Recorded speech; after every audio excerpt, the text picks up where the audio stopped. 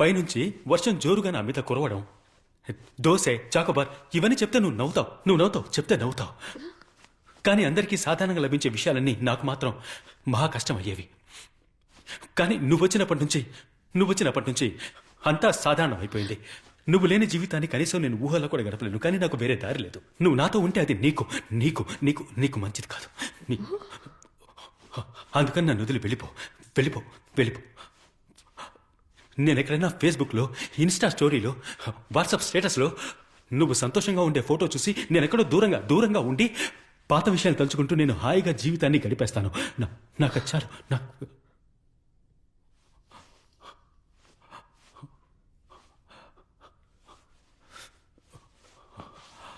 ఏ